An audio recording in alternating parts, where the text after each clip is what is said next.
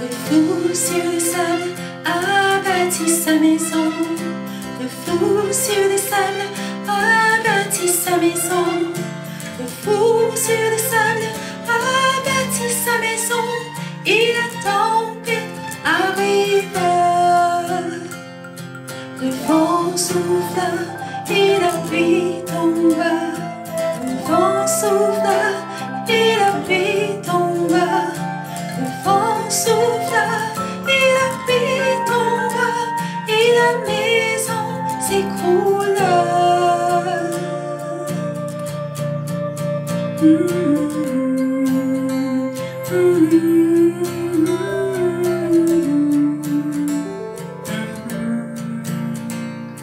Le sage sur le roc a bâti sa maison.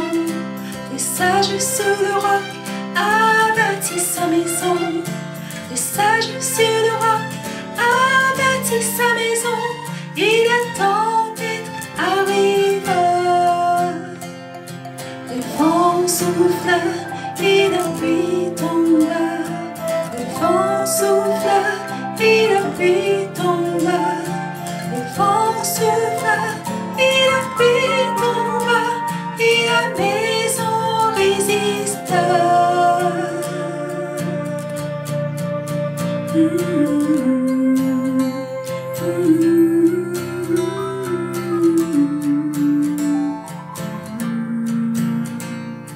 Enfant sur Jésus, viens bâtir ta maison. Enfant sur Jésus, viens bâtir ta maison.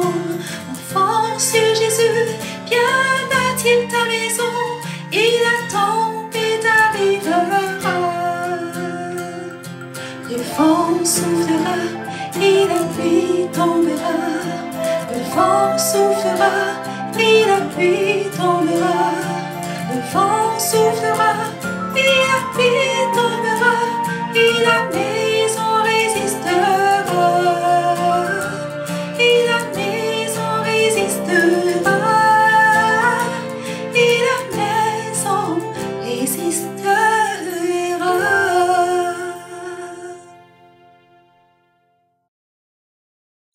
Bonjour les enfants, bon sabbat.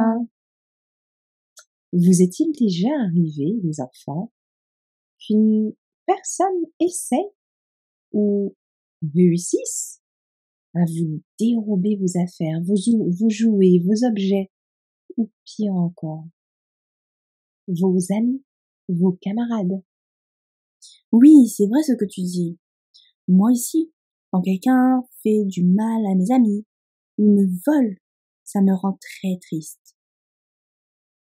Je comprends que ce soit difficile de perdre quelque chose ou quelqu'un auquel on tient, que ce soit une chose de petite valeur ou une relation très importante. Cela reste douloureux de se sentir dépossédé d'une partie de soi, parce que cela nous semble très précieux. D'ailleurs, par le passé, il était habituel que les gens enterrent leurs objets précieux, comme l'argent et les bijoux, dans le sol, dans le but de ne pas être dérobés, justement. Tout à fait. Cette habitude s'appliquait par la présence de nombreux voleurs à cette époque. Des cambriolages, des vols, c'était habituel. À tel point que cacher ces biens de valeur dans le sol, c'était un moyen efficace de les protéger. Les gens riches enterraient leur or et leur argent dans la terre pour que personne ne les vole. Et parfois, ils oubliaient où c'était. Quand le propriétaire du terrain mourait ou partait loin, celui qui trouvait le trésor par hasard pouvait le garder. Et cela me rappelle une merveilleuse histoire que j'aimerais partager avec vous les enfants ce matin. Soyez attentifs. C'est la parabole du trésor caché. Un homme marchait dans un champ et boum! Il trébucha. Un obstacle était sur son chemin. Il se rend compte aussitôt qu'une fortune est à sa portée. Il remet ce trésor à sa place, s'en retourne chez lui et il vend tout ce qu'il possède pour pouvoir acheter ce champ qui cache le trésor. Sa famille, ses voisins, tous sont surpris, le prennent pour un fou en regardant ce champ si longtemps resté en friche. Mais cet homme sait ce qu'il fait. Dès qu'il est devenu le propriétaire légal de ce terrain, il en fouille toutes les parties pour retrouver le trésor. Quel est le message principal que Jésus veut transmettre à travers cette parabole? Quelle leçon en tire-t-il? Cette histoire nous apprend que la parole de Dieu, c'est comme un trésor que l'on trouve en lisant la Bible. Quand on le découvre, on est prêt à tout faire pour le garder, le comprendre de mieux en mieux chaque jour. Oui, mais pourquoi certains ont de la difficulté à voir ce trésor? Pourquoi et comment est-il caché? Eh bien, les paroles du Sauveur nous mettent en garde. Trop souvent, on croit tout savoir, alors qu'on ne voit encore qu'au travers d'un miroir sale. Trop souvent, on croit tout comprendre. Le peuple de Dieu d'avant s'était perdu à cause des traditions humaines, à tel point qu'ils n'ont pas reconnu le Sauveur du monde quand il est venu. Aujourd'hui aussi, certains préfèrent les biens du monde au trésor que Dieu nous propose. Dieu veut nous faire découvrir ce qu'il y a de plus beau. Mais quelle était l'importance du trésor que Jésus essayait d'expliquer aux gens dans cette histoire? Jésus voyait que les gens pensaient tout le temps à l'argent. Ils avaient oublié ce qui est vraiment important, à savoir Dieu lui-même et la vie éternelle. Il leur a dit: à quoi cela sert d'avoir plein d'or, plein d'argent, si on perd son âme? L'âme, c'est ce qu'il y a de plus précieux en nous. Alors, qu'est-ce qui vaut le plus? Son âme ou tout l'or du monde? Oui, c'est l'âme, les enfants. La Bible, c'est le livre le plus important que Dieu nous a donné. Et grâce à ce livre, on apprend à connaître Dieu, on apprend à être sauvé. Ceux qui lisent la Bible deviennent sages, mais ceux qui choisissent d'autres livres, qui ne parlent pas de Dieu, restent dans l'ignorance. Beaucoup pensent savoir plus de choses que Jésus, mais ce n'est pas l'avis de ceux qui ont le cœur pur. Ceux-là voient les trésors dans la Bible et préfèrent l'écouter plutôt que n'importe qui d'autre. Le méchant serpent fait encore ses mauvais tours. Comme avec Adam et Ève, il chuchote que Dieu ment et qu'on peut bien se passer de lui. On peut beaucoup étudier, avoir plein de diplômes et de savoir. Mais si on ne connaît pas Dieu personnellement, on est en danger. Il vaut mieux apprendre dans des livres et auprès des gens qui aiment Dieu et parlent de lui. Comme ça, on garde le bon chemin et on se prépare pour le beau monde du ciel. Dieu veut qu'on soit sage, mais une sagesse qui vient de lui. Amen. Oui, Shana. Et la Bible est un trésor spécial qui nous enseigne sur Dieu et qui nous guide. Mémorisons ce verset de Matthieu 6, verset 33. Mais cherchez premièrement le royaume de Dieu et sa justice, et toutes ces choses vous seront données par-dessus. Amen. Répétons-le ensemble les enfants. Mais cherchez premièrement le royaume de Dieu et sa justice, et toutes ces choses vous seront données par-dessus. Amen.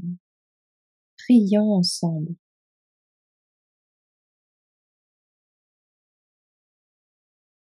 Père éternel, tu es le créateur de l'univers, la source de toute vie. Tu nous as donné ta parole comme un précieux trésor inestimable qui renferme toutes les richesses spirituelles dont nous avons besoin. Merci Père pour Jésus qui nous a révélé les vérités cachées sur le royaume des cieux. Pardonne-nous aussi, alors que, comme des pharisiens, nous avons pu parfois préférer nos idées aux tiennes, préférer des choses du monde à la vie que tu nous offres. Donne-nous aujourd'hui, Père, un cœur pur, des yeux pour voir, des oreilles pour entendre, afin de trouver en toi le plus précieux des trésors. Aide-nous à chercher humblement ta volonté au travers de ta parole, avec prière et patience.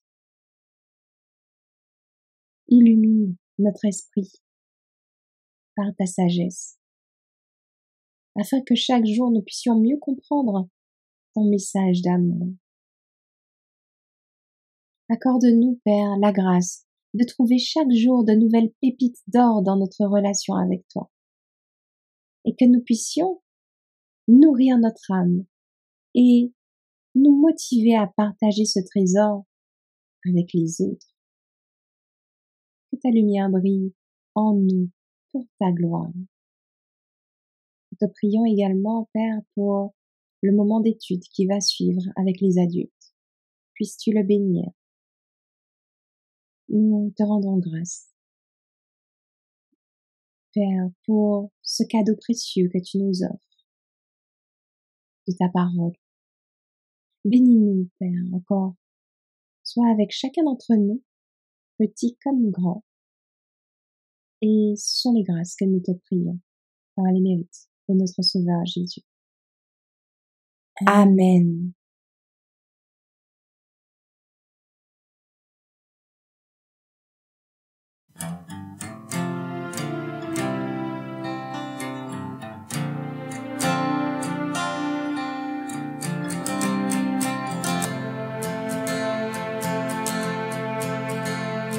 Le flou sur les sables a bâti sa maison. Le flou sur les sables a bâti sa maison. Le flou sur les sables a bâti sa maison. Et la tempête arrive. Le vent souffla et la pluie tomba. Le vent souffla et la pluie tomba. Le vent souffla et la pluie tomba et la maison s'écroula.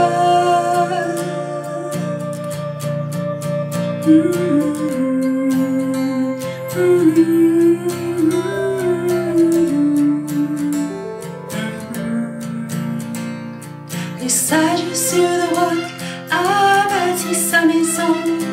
Le sage sur le roc a bâti sa maison.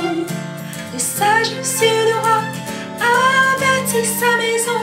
Et la tempête arrive. Le vent souffla et la pluie tomba. Le vent souffla et la pluie tomba. Le vent souffla et la pluie tomba. Et la maison résista.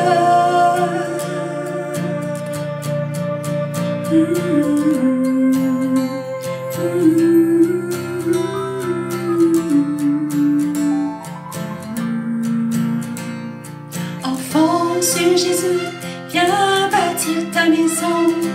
Enfant sur Jésus, viens bâtir ta maison.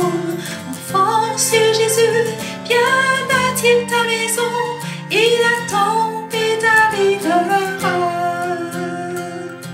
Le vent soufflera et la pluie tombera. Le vent soufflera et la pluie tombera. Le vent soufflera et la pluie tombera. Et la mer